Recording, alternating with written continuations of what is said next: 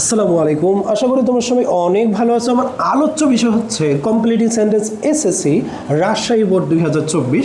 আমাদের কমপ্লিটিং সেন্টেন্সে সাধারণত ক্লোজ এবং ফেসের মাধ্যমে সেন্টেন্সগুলোকে কমপ্লিট করতে হয়। আমরা জানি ক্লোজ হচ্ছে একটি সেন্টেন্স যা কমপ্লেক্স এবং কম্পাউন্ড সেন্টেন্সের বড় একটি অংশ হিসাবে কাজ করে, এবং ফেজ হচ্ছে একের অধিক পার্ট অফ স্পিচ একটি পার্ট অফ স্পিচের ন্যায় কাজ করলে তাকে আমরা বলি ফেজ। আমরা কোশ্চেন দেখবো A number, had you sought my help, had you sought my help. এটা সাধারণত হ্যাডযুক্ত সেন্টেন্স একটি। আমরা জানি থার্ড কন্ডিশনালের ক্ষেত্রে হ্যাডযুক্ত সেন্টেন্স আমাদের ব্যবহার করা হয়।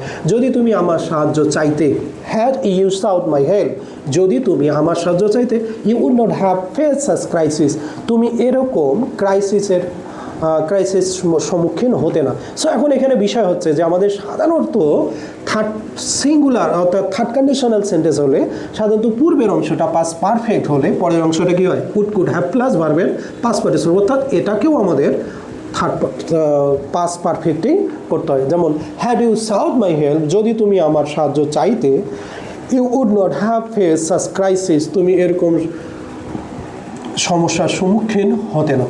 Number B, a man leading an indolent life, a man leading an indolent life, এটা সাধারণত আমাদের একটা ফেজ আকারে ব্যবহার হয়েছে। একজন মানুষ যে কি যাপন পালন করে, অলস জীবনযাপন করে, একজন মানুষ যে অলস জীবনযাপন করে। আমরা যদি এখানে দেখি a man leading an ordinary life and indolent life, এটা সাধারণত আমাদের একটা সাবজেক্ট অংশ, এবং সাবজেক্ট অংশ হলেও কিন্তু আমাদের একের অধিক পার্ট অফ স্পিচ আছে। সুতরাং এটা আমাদের একটা হচ্ছে সাবজেক্ট এবং সেটা নাউন ফেজ। একজন ব্যক্তি যে অলস জীবনযাপন করে, can not succeed in life, অর্থাৎ জীবনে উন্নতি করতে পারে না। Number C, strike the rod, strike the rod while, strike the rod মানে কি, রডটাকে আঘাত করে, অর্থাৎ সাধারণত আমাদের এটা একটা প্রবাদ বাক্য। সাধারণত আমরা বলি strike the rod while it is hot, অর্থাৎ ঝোপ বুঝে কোপ মারো।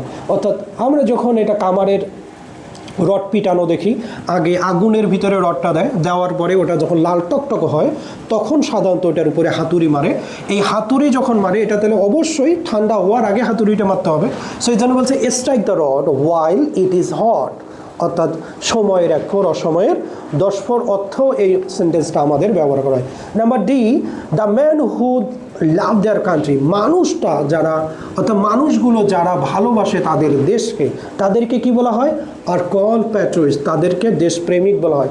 এখানে সাধারণত আমাদের সেন্টেন্সের ক্ষেত্রে এটা কমপ্লেক্স সেন্টেন্স, এবং এই সেন্টেন্সে রিলেটিভ প্রোনাউন আমাদের ব্যবহার করে যে হুযুক্ত সেন্টেন্সটা একটি, এবং সাবজেক্ট প্রথম আছে দ্য ম্যান, এর সাথে আমাকে কি করতে হলো, the man are call patriot who love their country. Okay, number E, be punctual in your studies, তোমার পড়াশোনার মধ্যে কি হও, তুমি পাংচুয়াল হও, নিয়ম অনুবর্তী হও, সময় অনুনিষ্ঠ হও, and cut a good figure in the exam, অর্থাৎ you will fail or you will fail to make a good result. তো be punctual in your studies, তোমার পড়াশোনায় তুমি পাংচুয়াল হও, and cut a good figure in the exam, অর্থাৎ এক্সামে ভালো ফলাফল করো। অথবা আমরা যদি এখানে একটা কি করি, একটা কনজাংশন যুক্ত করি, অর শব্দটা। আমরা জানি যে অর হলো একটা অল্টারনেটিভ কনজাংশন যা দুটার মধ্যে একটাকে বেছে নিতে ব্যবহার হয়। তুমি ভালো পড়াশোনা করবেন অথবা তুমি পরীক্ষায় ফেল করবেন। সাধারণত আমরা এখানে অর ব্যবহার করতে পারি, or you may fail to make good result. F number, food adulteration is a crime, খাদ্য ভেজাল, ফুড অ্যাডাল্টারেশন খাদ্য ভেজাল ইজ এ ক্রাইম, এটা একটা অপরাধ। It is high time we prevented this crime. তো এখানে আমাদের সাধারণত ব্যবহার করেছে ইট ইজ হাই টাইম। সাধারণত আমরা জানি যে ইট ইজ হাই টাইম দ্বারা যেটা কাজ করার সময় শেষ হয়ে গেছে, ফলাফল এখনও বিদ্যমান আছে, সেটাকে আমরা বলি কি, ইট ইজ হাই টাইম। আর অন্যথায় হচ্ছে আমাদের ইট ইজ টাইম। তাহলে কি, food adulteration is a crime, it is high time we presented this crime. G number, childhood is the golden period of life, childhood শৈশব হলো জীবনের সোনালী সময়।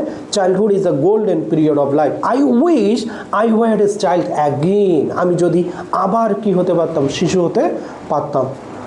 এরপর হচ্ছে 8 number, scarcely had we got out of home, when অথবা before আমাদের ব্যবহার করতে, এটা আমাদের কনজাংশন। সো মনে রাখতে হবে scarcely had, hardly had, no sooner had, এগুলো সাধারণত কোনো একটা কাজ হইতে না হইতে, শুরু করতে না করতে, খাইতে না খাইতে, এরকম অর্থ সাধারণত আমাদের এখানে কি করে, নির্দেশ করে। সো আমরা যদি এখানে দেখি scarcely had we out of home, আমরা বাড়ি থেকে বের হতে না হতেই when our mother start crying, আমাদের মা কান্না করা শুরু করে দিল। সো এটা মনে রাখা লাগবে যে এখানে সাধারণত when এবং বিফোর যুক্ত সেন্টেন্সের ক্ষেত্রে কিছু রাইট ফর্ম অফ ভার্বের শর্ত আমাদের পূরণ করতে হয়। পূর্বের অংশটা পাস্ট পারফেক্ট হলে অথবা পাস্ট ইনডিফিনিট হলে পরের অংশটা আমাদের কি করতে হয়, পাস্ট ইনডিফিনিট করতে হয়। আই নো দ্য ম্যান, আমি মানুষটাকে জানি বা চিনি, হু ক্লাইম্ব এভারেস্ট, যে আরোহণ করেছিল মাউন্ট এভারেস্টে, ওই মানুষটাকে আমি জানি। সো এখানে সাধারণত আই নো দ্য ম্যান, আমি মানুষটাকে জানি, যে আরোহণ করেছিল, অবশ্যই আমাদের ভার্বের পাস্ট ফর্ম ব্যবহার করা হচ্ছে। সো হু ক্লাইম্বড এভারেস্ট, যে নাম্বার হি ফেইন্টস অ্যাজ দো, এটা হলো আমাদের একটা কনজাংশন। আমরা জানি অ্যাজ দো শব্দটার হলো যদিও অথবা যেন। এর ক্ষেত্রে আমরা আরও একটা কনজাংশন ব্যবহার করি, সেটা হলো অ্যাসিফটাও সাধারণত যেন অর্থে ব্যবহার হয়।